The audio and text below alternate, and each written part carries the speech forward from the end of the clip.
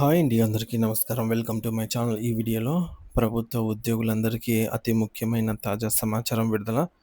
దీనికి సంబంధించిన పూర్తి వివరాలు ఈ వీడియోలో తెలుసుకుందాము. వీడియో అయితే ఎక్కడే గాని స్కిప్ చేయకుండా ఎండ్ వరకు చూసేయండి. అప్పుడే ఇన్ఫర్మేషన్ పూర్తిగా అర్థమవుతుంది. అలాగే వీడియో చూస్తున్న ప్రతి ఒక్కరు వీడియోకి లైక్ చేయండి ఫ్రెండ్స్. ఈ వీడియోని తోటి ఉద్యోగ, పెన్షన్ మిత్రులతో అయితే షేర్ చేయండి. కొత్తగా మన ఛానల్ చూస్తున్న వారు ఇంకా ఎవరైనా సబ్స్క్రైబ్ చేసుకోకపోతే వెంటనే మన ఛానల్ అయితే సబ్స్క్రైబ్ చేసుకోండి. సబ్స్క్రైబ్ చేసుకోవడం వల్ల నేను చేసే ప్రతి ఒక్క వీడియో మీ వరకు రీచ్ అవుతుంది. ఇక ఆలస్యం చేయకుండా వివరాల్లోకైతే వెళ్ళిపోదాము. ఫ్రెండ్స్, ఇక విషయానికి వచ్చినట్టయితే ప్రభుత్వ ఉద్యోగుల సర్వీస్ రిజిస్టర్ ఎస్ఆర్ ఇప్పుడు పాత దుమ్ము పట్టిన కాగితాల నుండి ఆధునిక డిజిటల్ సర్వర్లలోకి అయితే మారుతోంది. మరి ఈ యొక్క డిజిటలైజేషన్ ప్రక్రియలో భాగంగా ప్రస్తుతం ఉద్యోగులు సమర్పించాల్సిన ఫ్యామిలీ డిక్లరేషన్ ఫార్మ్‌పై అనేక సందేహాలు నెలకొన్నాయి. ఒకప్పుడు కాగితంపై ఏదైనా తప్పు జరిగితే పెన్నుతో కొట్టేసి సరిదిద్దే అవకాశం ఉండేది. కానీ నేటి డిజిటల్ వ్యవస్థలో ప్రతి సమాచారం ఆధార్, పాన్ కార్డులతో అనుసంధానమై ఉంటుంది. అందుకే సమాచారం నమోదులో ఖచ్చితత్వం లేకపోతే అల్గారిథం ఆ యొక్క వివరాలను తిరస్కరిస్తాయి. చాలామంది ఉద్యోగులు సామాజిక దృక్పథంతో ఆలోచించి పెళ్ళైన ఆడపిల్లలు వేరే ఇంటికి వెళ్ళిపోయారు కదా అని వారి పేర్లను డిక్లరేషన్‌లో రాయలేదు.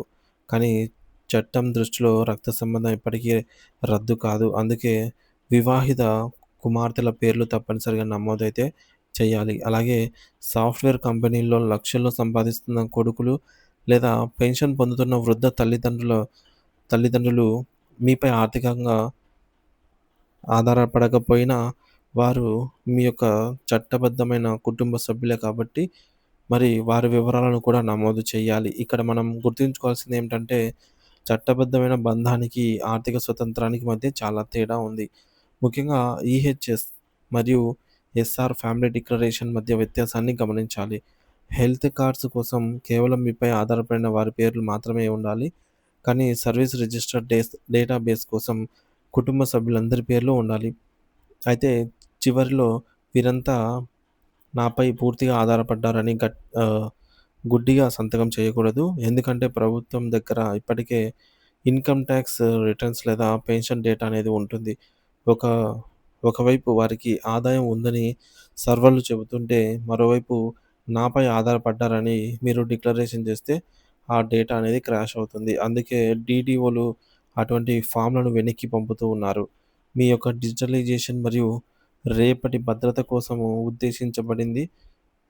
భవిష్యత్తులో దురదృష్టవశాత్తు ఉద్యోగికి ఏదైనా జరిగితే కుటుంబ సభ్యులు ఆఫీసుల చుట్టూ తిరగకుండా ఆటోమేటిక్‌గా అయితే ఫ్యామిలీ పెన్షన్ అందటానికి ఈ యొక్క రికార్డులే ఆధారం. అందుకే ఎల్‌టీసీ ప్రయాణ రాయితీలు పొందాలన్నా, అత్యవసర వైద్య ఖర్చుల రియంబర్స్‌మెంట్ పొందాలన్నా ఎస్ఆర్‌లో నమోదైన వివరాలే ప్రామాణికం.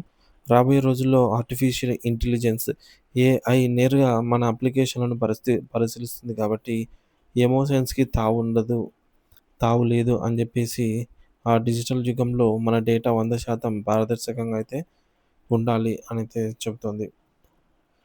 ఇక్కడ ఏంటంటే చట్టబద్ధమైన వారసులు పెళ్ళైన కుమార్తెలైనా సరే, సంపాదిస్తున్న కొడుకులైనా సరే, పెన్షనర్లైన తల్లిదండ్రుల పేర్లు తప్పనిసరిగా నమోదైతే చేయాలి.